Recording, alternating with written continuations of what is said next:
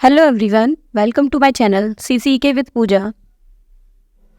ओ level के module 2 M2R5 web designing and publishing की series में आज की क्लास में हम फॉर्मेटिंग टैग को समझने वाले हैं।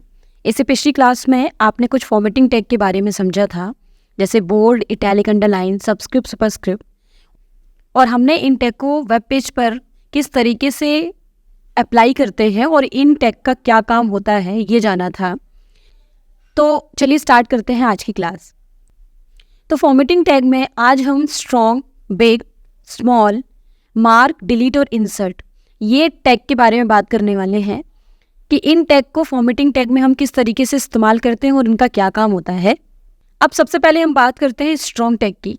तो स्ट्रॉन्ग टैग जो होता है वो एक तरीके से बोल्ड टैग की तरह होता है।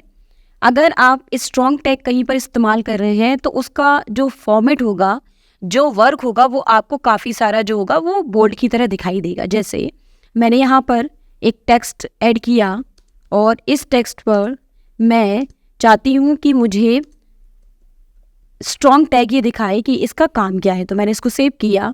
उसके बाद हम यहाँ पे ब्राउज़र पर गए, इसको हमने रिफ़्रेश किया तो आप इसका वर्क देखेंगे। जैसे कि बोल्ड टैग का काम होता है कि टेक्स्ट को मोटा करना, हेडिंग की तरीके से दिखाना, वैसे ही यहाँ पर आपका जो टैग होगा स्ट्रॉन्ग टैग वो आपको इस तरीके से बोल्ड की तरह यहाँ पर आपको शो होगा। अब स्ट्रॉन्ग टैग के बाद हम बात करते हैं बिग टैग की। बिग वर्ड से मतलब है बड़ा और स्मॉल से मतलब है छोटा। तो बिग और स्मॉल जो है वो किसी भी टेक्स्ट की फॉन्ट साइज को +1 और -1 करने के लिए हम बिग और स्मॉल जो है टैग है उसका इस्तेमाल करते हैं। जैसे यहाँ पर मैंने एक वर्ड लिखा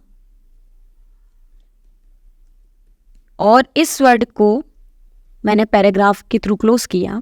अब अगर मैं आपको इसका जो रियल साइज़ है वेब पेज पर वो दिखाऊं, आपको इस टेक्स्ट का साइज़ पेज पे कुछ इस तरह का दिखाई देगा।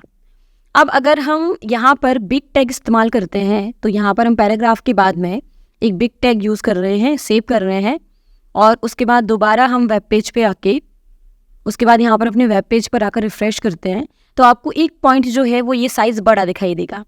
अब यहाँ पर इसको कंपेयर करने के लिए हम क्या करते हैं, ये टेक्स्ट को स्मॉल में या नॉर्मल में लिख कर देखते हैं कि अगर हम इस टेक्स्ट को नॉर्मल में लिखेंगे तो फिर बिग में क्या डिफरेंस होगा।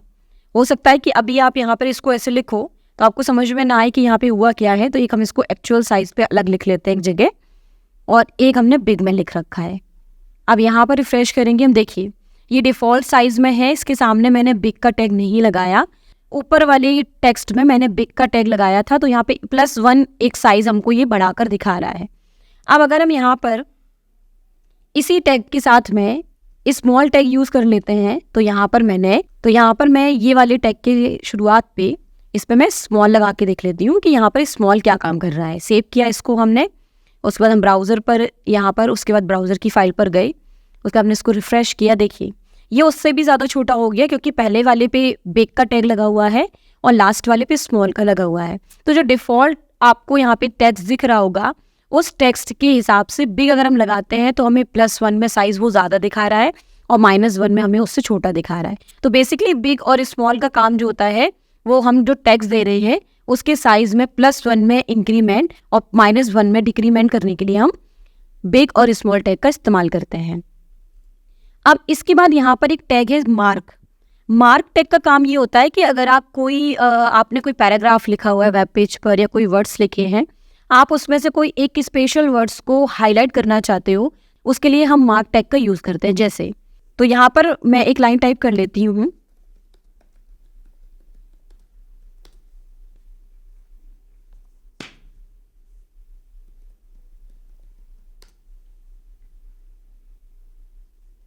इसकी शुरुआत पर हम पैराग्राफ का टैग लगा देते हैं और यहाँ पर आपको इस लाइन में से जो भी वर्ड को मार्क करना हो, हाईलाइट करना हो, आपको उस वर्ड के आगे जो है वो मार्क का टैग लगा देना इस तरह से MARK, मार्क। और यहाँ पर मैं ये सेंटेंस का ये इतना वर्ड मैं ले रही हूँ मार्क में और यहाँ पर मैं मार्क को कर दे रही हूँ क्लोज। उसके बाद मैंने सेव किया, उसके बाद हम अपने ब्राउज़र की फाइल पर गए और यहाँ पर हमने रिफ़्रेश किया।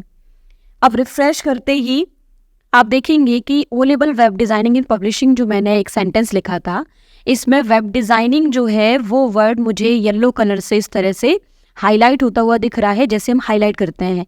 तो बेसिकली जब किसी सेंटेंस में या किसी वर्ड में हम किसी स्पेशल वर्ड या किसी सेंटेंस को, किसी लाइन को जब हाईलाइट करके दिखाना चाहते हैं तो उसके लिए हम मार्क टैग का इस्तेमाल करते हैं। अब अगला टैग समझते हैं जो कि है डिलीट।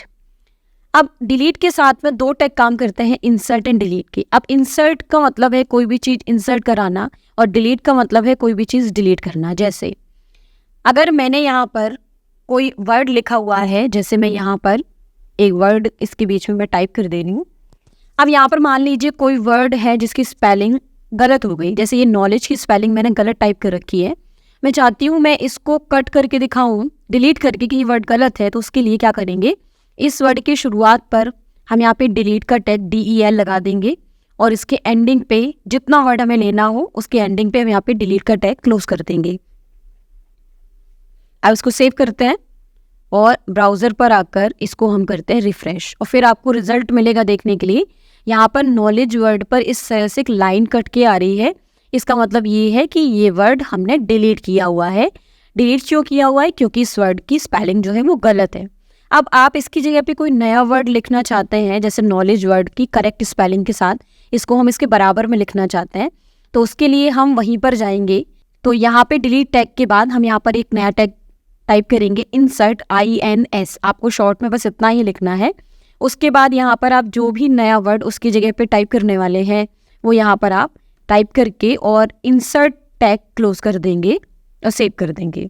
अब उसके बाद जब हम यहाँ पे ब्राउज़र पर आएंगे, फिर से रिफ़्रेश करेंगे, तो आप देखेंगे कि ये वर्ड जो है वो यहाँ पे डिलीट में इस तरह से कट करके आ रहा है, और जो वर्ड हमने इंसर्ट किया हुआ है वो हमें इस तरह से शो हो रहा है। प्लस आप एक डिफरेंस और देख सकते हैं, जो वर्ड मैंने इंसर्ट किया हुआ है उस वर्ड के साथ में यहाँ पे अंडरलाइन भी आ रही है, तो वो बाय फॉर्मेटिंग आ रहा है। तो आप इस तरीके से जो है किसी डिलीट वर्ड के साथ में कोई नया वर्ड इंसर्ट करके आप इंसर्ट टैग का इस्तेमाल कर सकते हो। तो आपने आज की क्लास में स्ट्रॉन्ग, उसके अलावा big, small and mark and उसके अलावा इंसर्ट और डिलीट, ये सारे टैग के बारे में आपने जाना कि फॉर्मेटिंग टैग जो है इनका इस्तेमाल हम कैसे करते हैं पेज पर, या इनका इस्तेमाल वेब पेज पर किस लिए किया जाता है। तो उम्मीद है कि आपको आज की क्लास समझ आई होगी। नेक्स्ट क्लास में हम इसी तरीके से कुछ और टैग के बारे में बात करेंगे। मिलते हैं नेक्स्ट क्लास में।